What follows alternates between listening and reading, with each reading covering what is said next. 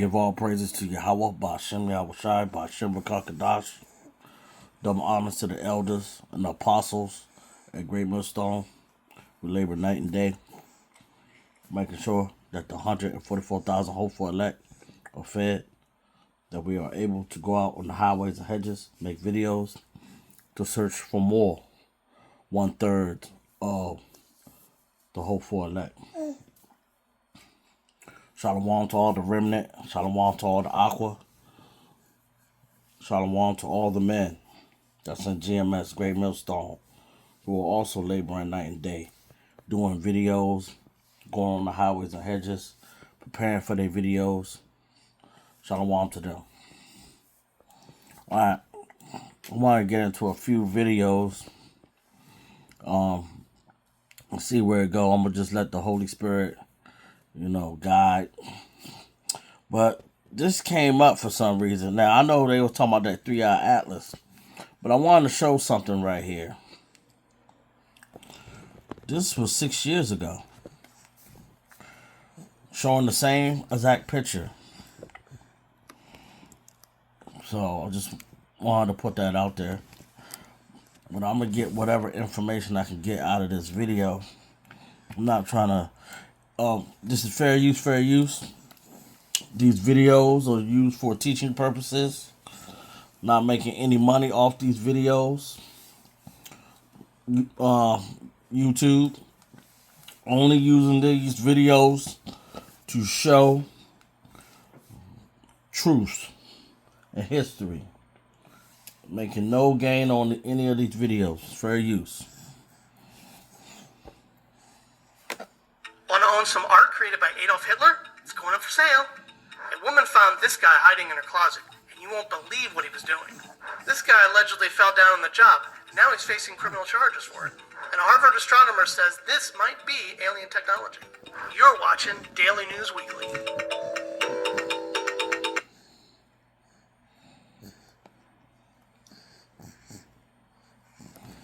Now, you see that?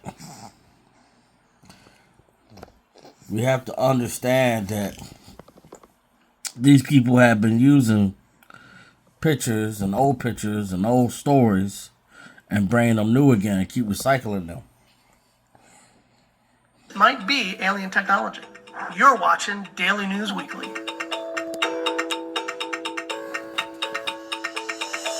Who wouldn't want a little Hitler art hanging in their living room?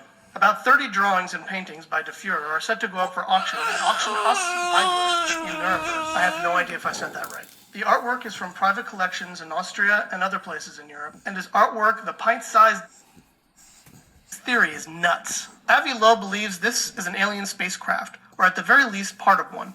The bizarre-looking object was first spotted in 2017, and scientists have been looking for explanations as to what it may be. Loeb says he's got the answer, and he wrote about it in the scientific journal Astrophysical Journal Letters. One possibility is that Oumuamua is a light sail floating in interstellar space as a debris from an advanced technological equipment. The Harvard astronomer was immediately criticized.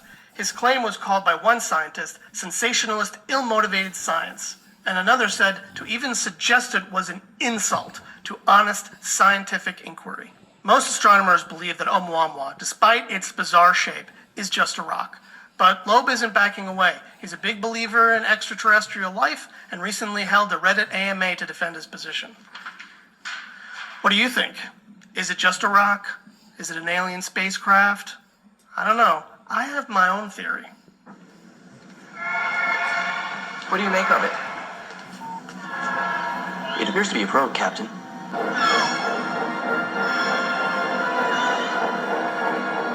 That's all for this week. If you like this episode... Once again,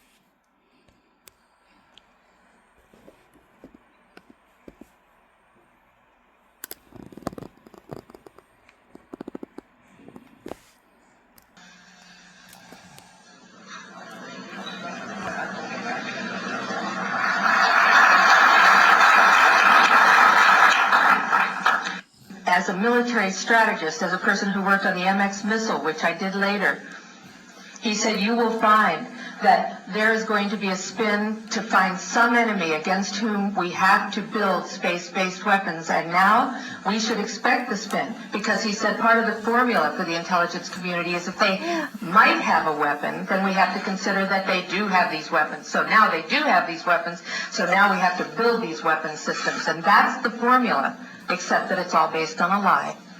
And we have witnesses here today that have shown you that these extraterrestrial beings, that these craft that have come here are now not UFOs, they're identified flying objects, and we know that they have beings in them. And we have witnesses here who have told you that they can shut down our missile silos, they can stop a rocket going into space that's a test.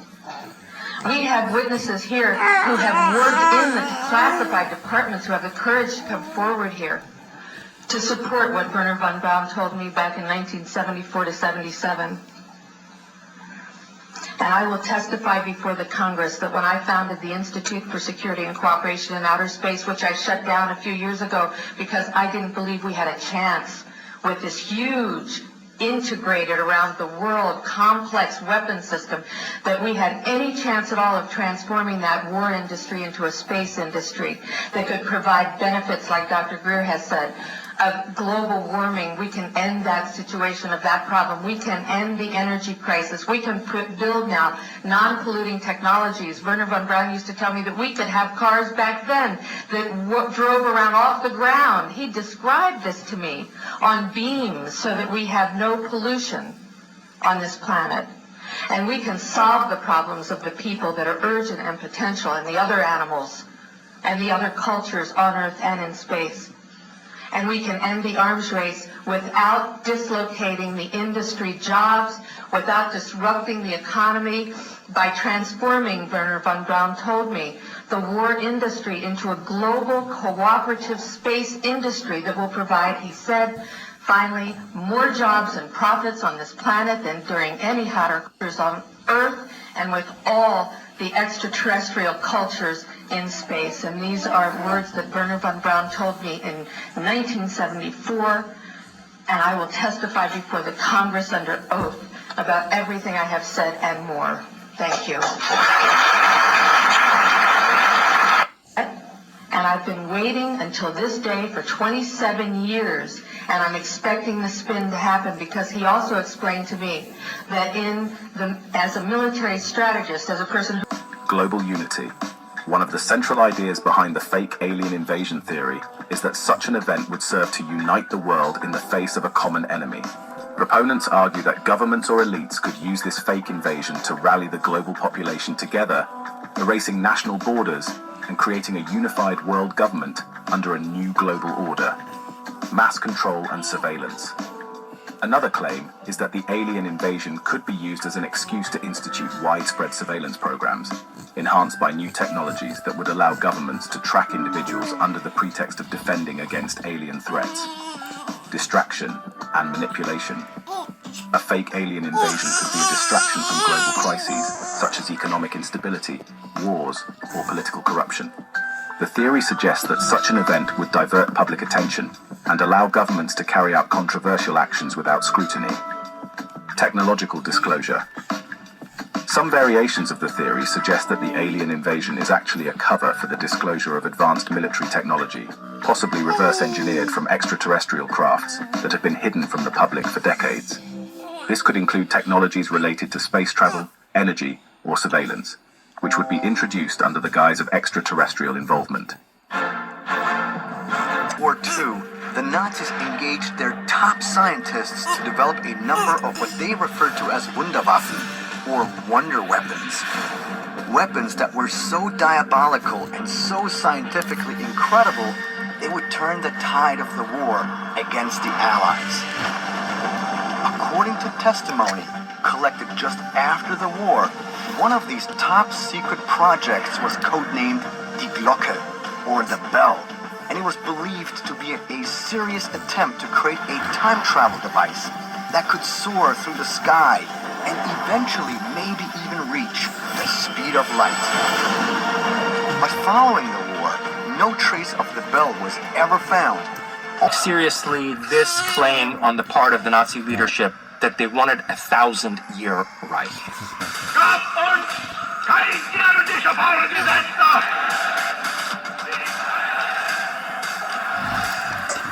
1,000-year imperium is no joke.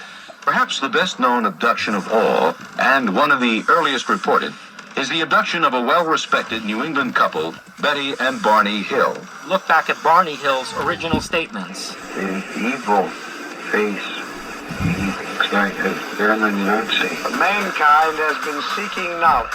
Alan Dulles and his brother, John Foster Dulles, together with J.P. Morgan Chase and Rockefeller, funded the rise of the Nazis. Is the implication that there's some sort of Nazi sleeper cell undergirding American politics today?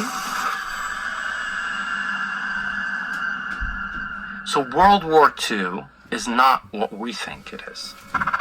They were seeing these rocket-like things that were saucer-shaped, being launched from Spain, the Mediterranean coast, over toward America. Really? 1 year later, what happens? Roswell. I mean, is the idea that there is some sort of like Atlantean surviving remnant group that's still there? So for all we know, what's happening is that a future state of a certain culture is contacting itself in the past. Trying to pull the timeline towards itself or something? To actualize itself. Transtemporally actualize itself. Jason Reza Giorgiani, backed by popular demand, complex from the Second World War is often portrayed and perceived as having been highly developed and capable of building highly sophisticated, superior weaponry compared to that used by the Allies. The reality was, of course, quite different, as the Germans began to implement the mass use of slave labor, with an associated drop in quality, and were chronically short of several essential resources. Regardless, bright engineering and desperation led to introducing a series of new technologies, some being the first of their kind in the world. With this reputation, many conspiracies regarding German hyper-advanced secretive aircraft projects began to spread during the war. Among them is one that states they created a series of supersonic flying saucers. In the decades after the Second World War ended, in mass media and popular culture, German military technology and industry were often presented as significantly superior to the Allies. This is perhaps most obvious when mentioning the German Wunderwaffe, or wonder weapon. In essence, from the German perspective, the Wunderwaffe represented all weapons that would help them turn the tide of the war, with this term being highly associated with German propaganda and desperate diplomatic attempts to keep their allies in the fight. This term was more actively used after the war began to turn against the Germans, especially after defeats like the one in Stalingrad. The Germans lost the war, which obviously showed that the Wunderwaffe were just a desperate attempt to increase morale and to fight the ever-increasing certainty of defeat. But despite this, these weapons continued to tickle the imagination of the less informed in modern-day culture. To some extent, there are mysteries that have emerged after the war, but many were either fabricated or contained just a hint of truth. Probably the best known and most infamous is the German Flying Disc project, which employed an unusual circular wing design. The history of German flying disc projects is rather poorly documented, and in many cases outright fabricated. These projects were allegedly related to German attempts to develop a vertical takeoff and landing, or VTOL, aircraft. They were still surrounded by a veil of mystery and poor research, and they are often connected to mythical or even supernatural origins. It is worth mentioning that the sources regarding these developments are quite unreliable, as they are mostly based on eyewitness testimonials or second-hand rumors. It must also be taken into account that many of the written sources were made decades after the alleged events occurred. Another vital point to consider is the reliability of the main individuals that were allegedly involved in such projects. One such person was Rudolf Schliever.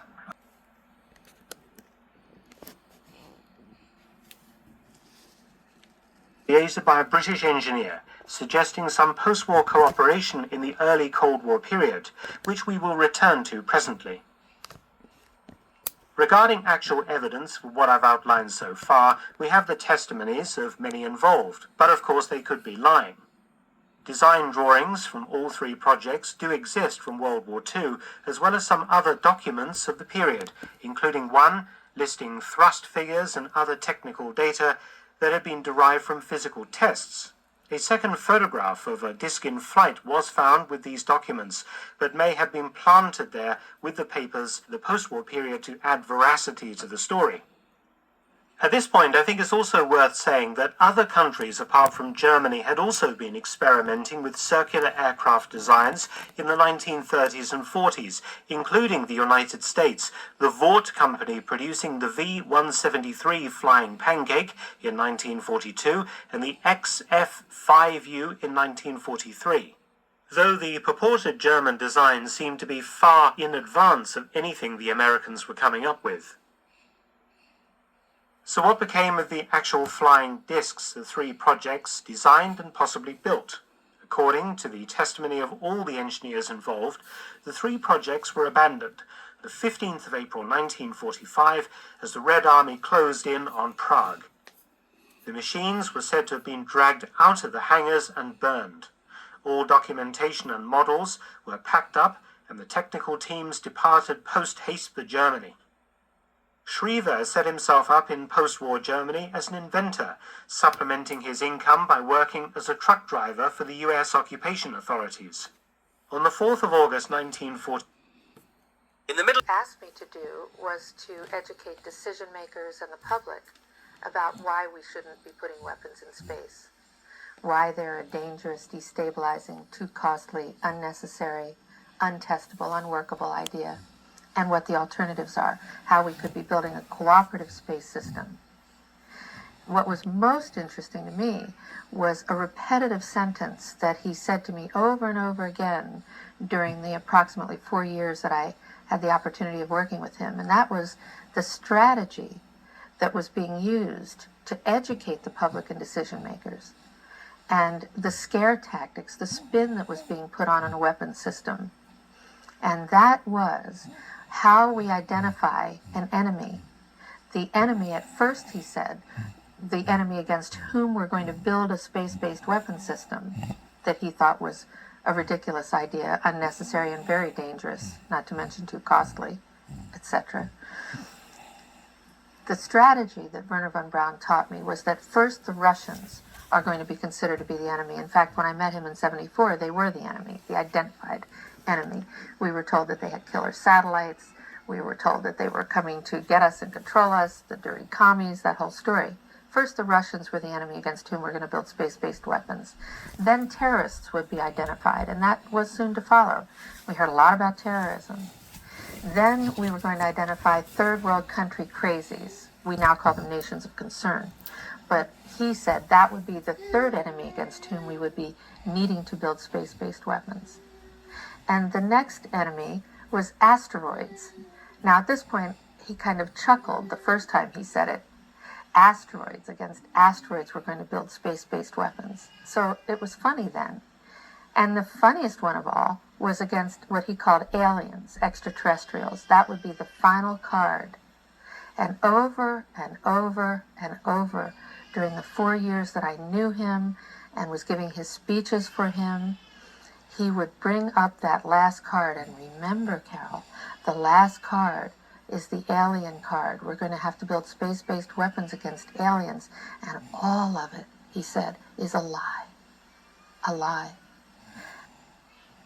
So when I hear that there's a possible threat of extraterrestrials, and I look at the history of thousands of years of possible visitations, recorded history, and when I hear now the stories of the disclosures of honest military intelligence industry people who have had experiences with UFOs, with crashes and landings, with live or dead bodies of extraterrestrial beings, people from out in the universes. And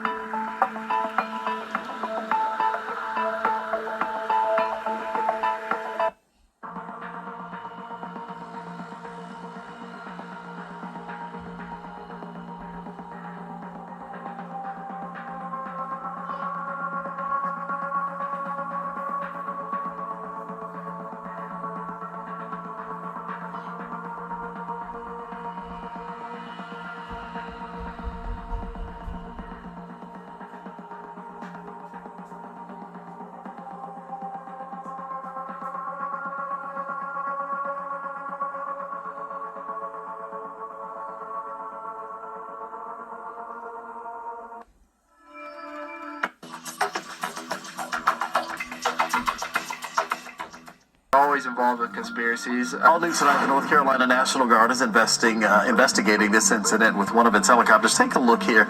A viewer shared this video of the chopper coming entirely too close to Helene Recovery Distribution Site and blowing around a lot of items. This happened in Burnsville. Now, in a series of social media posts, the National Guard says this happened as they tried to deliver generators to the area to provide power to that distribution. 1994, but some of the images on the cards have pretty eerie similarities to current events, and the internet is buzzing about it. Let's find out why. Back in 1994, Steve Jackson released a card game called Illuminati New World Order, inspired by his original box game Illuminati, which was based off of the 1975 book The Illuminati's Trilogy, written by Robert Alton Wilson and Robert Shea. And of course, the world went wild. In the introduction to the rulebook of the game, Robert Shea, author of the book that inspired the whole thing, wrote, "Maybe the Illuminati are behind this game. They must be. They are, by definition, behind everything." According to the rulebook, the game can be played by 2 to 8 players, and depending on the number of players, it could take anywhere between 1 to 6 hours to complete. Or, according to conspiracy theorists, it could take the rest of your life. Why? Well, because it appears as though each card played in the game was actually a premonition of something terrible to come in the years that followed the release of the game. And by the years that followed, I mean from the day the game was released until now and presumably beyond. The cards, thought up in the early 90s, seem to depict then outlandish fantasies, but today very real, tragic, and terrifying events that have taken place, or are currently taking place, or will take place around the world. Perhaps Robert Shea was right. Also, if you're watching this, you just lost the game. Aside from all the ominous card games in this game, which we're gonna get to, there's another reason why people are talking about it online right now. They were raided by the Secret Service, and for a game centered on controversial conspiracies, it definitely gets people. There looks kind of like someone we all recognize. See it now? Yeah, it's pretty uncanny, actually. Sort of looks like the artist had illustrated the image directly from this photo of Trump, like he was posing for it. But again, this game came out in 1994, 2 decades before this photo was taken at the very least. It could be a total coincidence. The artist just, might have imagined a screaming dude who looked a lot like the former president. But look at the bottom of the card, part of which reads, "At any time, at any place, our weapons can drop you." The card is more descriptive with what those weapons are, but due to YouTube guidelines, I gotta make it more general. Point is, once again, this one feels eerily similar to recent events. You know what words I never... Here, out of the UK, as we have a former expert here at the Bank of England warning the bank that the UK must plan for a financial crisis that could be triggered here at any moment when the United States announces the existence of another life form. Helen McCall served as a senior analyst in financial security at the UK's central bank. She has wrote to Andrew Bailey, the Bank of England's governor, urging him to set out contingency plans in case the White House divulges all this information. Now, she worked there for 10 years and said the politicians and bankers can no longer afford to dismiss talk of alien life, if you will, and warned that a declaration of this nature could trigger massive bank collapse. And it really could be the one big thing that puts all the reset into motion. You need the entire globe to reset. This would be something that affects everyone. Now, she reportedly said the United States government appears to be partway through a multi-year process to declassify and disclose information on the existence of technology coming from an advanced non-human intelligence. She goes on to cite the UAPs, all the videos dropped, and we've covered this. For crying out loud, they showed us they hit a freaking UFO or UAP with the Hellfire missile, blew it to pieces, and all the pieces kept flying. With the main part, there's something going on here. We're on the cusp, I believe, of that big announcement here at any time. And it will be Trump that comes out and makes this. They just made it clear. They're waiting on the U.S. to do it. It will be us. We're the ones at the forefront of doing this. And when it happens, it really could set everything into motion for a reset. So, We're not the only ones out here. You have experts in the banking field out here warning about this event and that people must prepare because people are going to freak out. Well, this is what it is. Regardless, we know that this is the fallen and that the governments are in cahoots with them and that they're already here. But the masses, how will they react when this information is broke? That's what it's all about. Join me for the live streams going live Monday, Wednesday, and Friday, talking about this in greater detail. Hope to see you there. Much love.